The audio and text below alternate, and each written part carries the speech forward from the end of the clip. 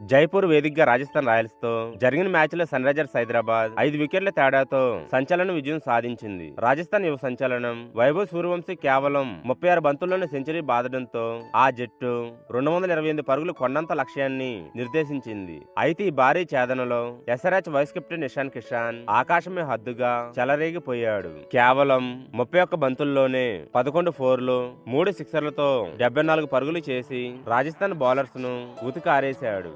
వీడియోను చూసే ముందు చిన్న రిక్వెస్ట్ అండి, వీడియోను లైక్ చేసి మీ సపోర్ట్ ని తెలియజేయండి. మొదటిసారి మన ఛానల్ ను చూస్తున్నట్లయితే సబ్స్క్రైబ్ చేసుకుని పక్కనే ఉన్న బెల్ ఐకాన్ ని ఆన్ చేసుకోండి.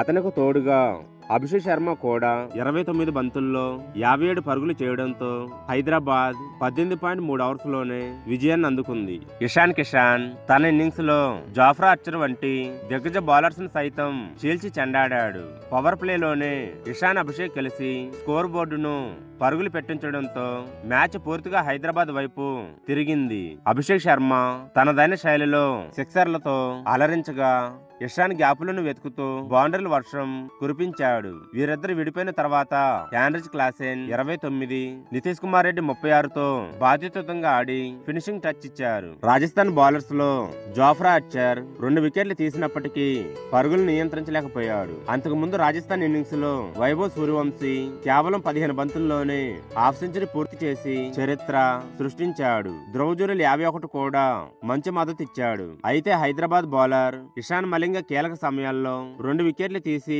పరుగుల వేగాన్ని అడ్డుకున్నాడు.